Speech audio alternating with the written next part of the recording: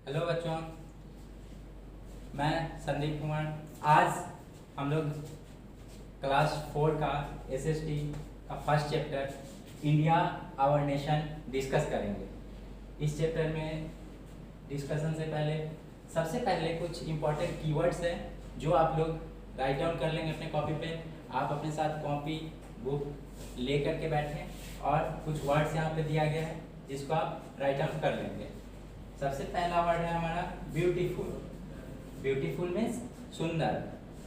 Great means महान। Diversity, diversity means विविधता। Third है सिचुएटेड। सिचुएटेड मीन्स स्थित, अवस्थित। पेनिनसुला प्रायद्वीप। सराउंडेड घिरा हुआ। फिजिकल भौतिक। पॉलिटिकल राजनीतिक। एंड लास्ट लैंडफॉर्म मीन्स भूखंड। सभी वर्ड्स को आप पहले नोट कर लें, ये आपको आगे का चैप्टर पढ़ने में काफ़ी हेल्पफुल होगा। आज हम लोग इस चैप्टर का सबसे फर्स्ट टॉपिक जो है आप लोगों ने कीवर्ड अच्छे तरीके से राइट कर लिया। अब हम लोग इस चैप्टर का फर्स्ट टॉपिक इंट्रोडक्शन, यानी सबसे पहले जब हम किसी से मिलते हैं या उससे किसी से मिलना होता है तो हम क्या करते हैं बच्चों, सबसे पहले हम इंट्रोडक्शन देते हैं अपना, फिर उसका इंट्रोडक्शन लेते हैं। तो इसी तरह से आज हम लोग इस चैप्टर इंडिया आवर नेशन का इंट्रोडक्शन जानेंगे। इंडिया क्या है, हमारा नेशन क्या है, क्या इंडिया ही हमारा नेशन है, तो इन सब चीज़ों को हम लोग इस चैप्टर में समझेंगे। देखिए, हम लोग जिस देश में रहते हैं उसका नाम इंडिया है।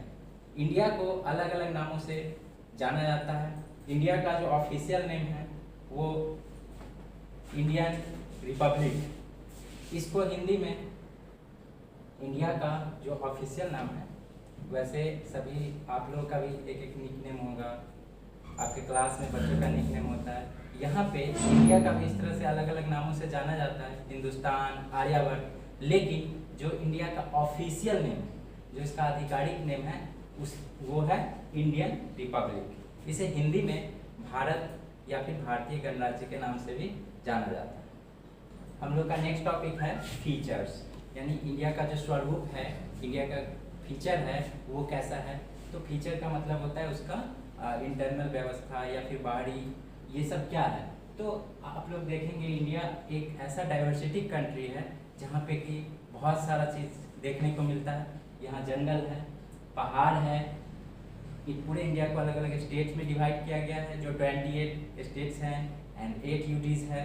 UTs means union territory. यहाँ पे थार जैसा, राजस्थान में एक जगह है थार जैसा बड़ा सा डेजर्ट भी है। इसके अलावा काफ़ी प्लेन भूमि भी है। प्लेन का मतलब होता है समतल जगह, खेत जहाँ पे कि आसानी से खेती की जाती है। आप देखते हैं आपके घर के आसपास भी है।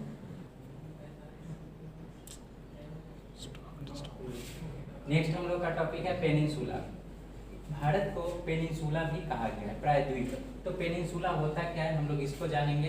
पेनिनसुला का मतलब होता है प्रायद्वीप, ऐसा लैंडफॉर्म। आप लोगों को कीवर्ड्स में बताया गया था लैंडफॉर्म क्या होता है। तो लैंडफॉर्म का मतलब होता है भूखंड।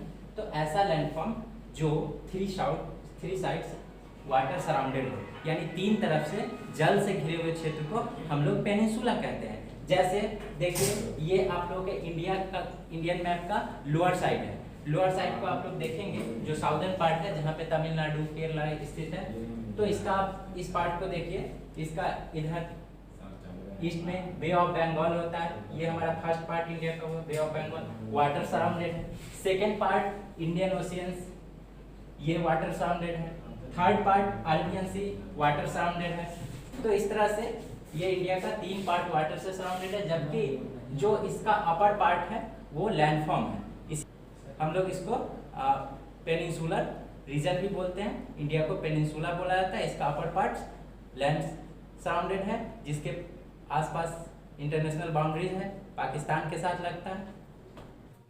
नेक्स्ट हम लोग का टॉपिक है मेजर्स, यानी कि मेजरमेंट, इसका आकार क्या है। आप देखते हैं कि आप स्कूल से घर जाते हैं या घर से स्कूल जाते हैं या फिर कहीं और जाते हैं, तो एक डिस्टेंस जो आप कवर करते हैं उसका एक मेजरमेंट होता है कि आपने कितना डिस्टेंस कवर किया। 1 किलोमीटर, 2 किलोमीटर, 100 मीटर, 200 मीटर। इसी तरह से इंडिया एक ह्यूज कंट्री है, ह्यूज डाइवर्सिटी कंट्री है, ह्यूज एरिया के साथ सराउंडेड है। तो इसका क्या है, इसका भी एक मेजर्स है जिसको हम लोग इस चैप्टर में सीखेंगे। सबसे पहला देखिए नॉर्थ टू साउथ, यानी इंडिया का मैप का जो सबसे अपर पार्ट होता है वो नॉर्थ होता है और लोअर पार्ट साउथ होता है। हमने यहाँ बताया भी साउदर्न पार्ट। तो आप लोग देखिए नॉर्थ यानी नॉर्थ से लेकर साउथ पार्ट तक 3240 किलोमीटर, तो 3240 किलोमीटर जो है ये इंडिया का नॉर्थ से साउथ तक मेजरमेंट है, और ईस्ट से वेस्ट तक 2993 किलोमीटर इसका मेजरमेंट है। तो ये हमारा मेजरमेंट।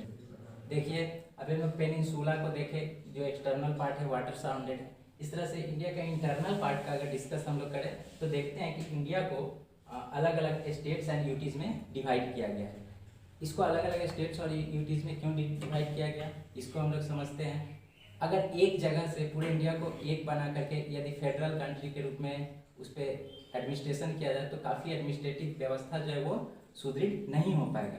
यानी कि शासन तंत्र चलाने के लिए ये आवश्यक है कि छोटे छोटे टुकड़ों में उसे विकेंद्रीकरण किया जाए। तो विकेंद्रीकरण करने के इसको डिवाइड किया गया 28 स्टेट्स और 8 यूटीज में। नेक्स्ट टॉपिक है हम लोग का इंटरनेशनल बाउंड्रीज। आप लोग जानते हैं कि इंडिया को जिस तरह से इनर पार्ट को स्टेट्स और यूटीज में डिवाइड किया गया है, इस तरह से एशिया को भी अलग अलग कंट्रीज में डिवाइड किया गया है। तो कुछ ऐसे कंट्री है जो हमारे नेबरिंग कंट्री है, यानी हमारे पड़ोसी हैं, भारत के पड़ोसी राज्यों से उनका जो बाउंड्री है, सीमा है, वो लगता है। ये जो लाइनिंग देख रहे हैं ये सब इंडिया का बाउंड्री हो गया, और इसके इधर अलग साइड इसका दूसरे देशों का बाउंड्री पड़ता है, जिसको हम लोग देखेंगे।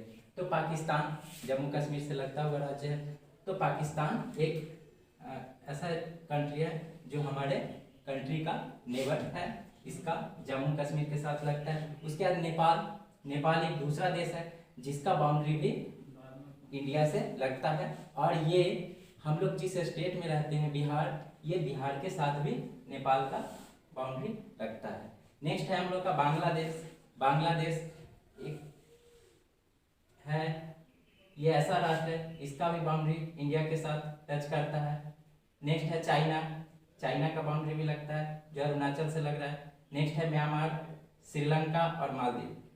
ये ऐसा कंट्री है श्रीलंका, आप यहाँ पे देख रहे होंगे मैप में, ये नीचे जो पार्ट दिख रहा है ये श्रीलंका का पार्ट। तो कुछ ऐसा भी बाउंड्री है जो वाटरवेज में डिवाइड किया गया, यानी कि जल में बाउंड्री लाइन है, उसका स्थलीय सीमा नहीं है, जलीय सीमा है। तो इस तरह से ये श्रीलंका और मालदीव है। श्रीलंका के साथ जो जल सीमा अलग करता है उसे हम लोग पाक जलडमरू मध्य के नाम से जानते हैं। इसके अलावा कुछ और भी बाउंड्री है जिसको अलग अलग नामों से जाना गया है। जैसे पाकिस्तान और इंडिया के बीच जो बाउंड्री पड़ता है उसे हम लोग रेड क्लिफ लाइन के नाम से जानते हैं। चाइना के साथ मैकमोहन लाइन मिला हुआ है। का नेक्स्ट टॉपिक है demographic situation and area of our nation, यानी कि भारत का जो डेमोग्राफिक सिचुएशन है और एरिया है उसकी क्या विशेषता है इंटरनेशनल लेवल पर, इसको टैली करने पर, इसके साथ कंपेयर करने पर, तुलना करने पर हम लोग का क्या स्थिति है, इसको ऑब्जर्व करेंगे हम लोग। देखिए डेमोग्राफिक का मतलब होता है आबादी, जनसंख्या, यानी लोगों का संख्या। जैसे आप अपने घर में रहते हैं, आपके घर में 2 आदमी 3 आदमी, मम्मी पापा, इस तरह से आप काउंट कर सकते हैं। गाँव की जनसंख्या अलग होती है। इसी तरह से इसमें क्या है कि पूरे इंटायर कंट्री का एक पॉपुलेशन होता है, उसको प्रत्येक 10 वर्षों पर गवर्नमेंट के द्वारा काउंटिंग करके और एक अंदाज़ा लगाया जाता है कि देश में कितना पॉपुलेशन। करेंटली लगभग 1 अरब 32 करोड़ की आबादी इंडिया में निवास करती है, जो चाइना के बाद सेकेंड पॉपुलेशन है, यानी वर्ल्ड लेवल पे चाइना के बाद इंडिया सेकेंड ऐसा कंट्री है जो हाईएस्ट पॉपुलेशन गेन करता है।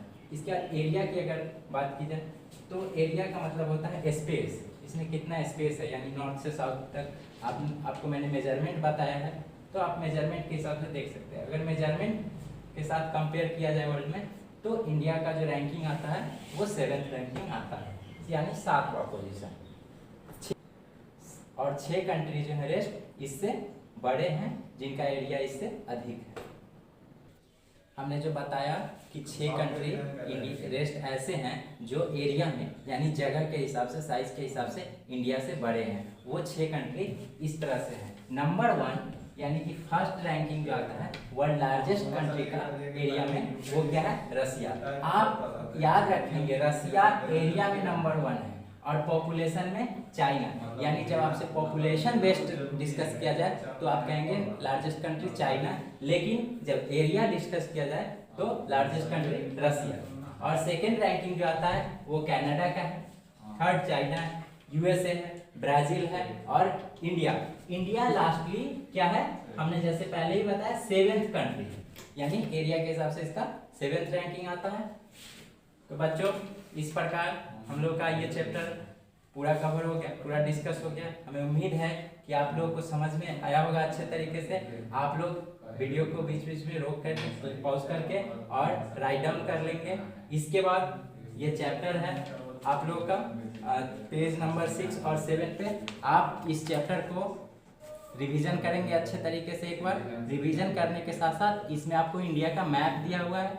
आप मैप से इस इंडिया का पूरा फीचर, इंडिया का ज्योग्राफिकल स्टेटस पूरा आप लोग रिवीजन करने की कोशिश करेंगे। उसके बाद पेज नंबर 8 पे इंडिया का स्टेट्स, यूनियन टेरिटरीज और उसका कैपिटल सिटी भी मेंशन किया हुआ है। आप लोग इसको भी लिख करके और याद करने की कोशिश करेंगे। Thank you.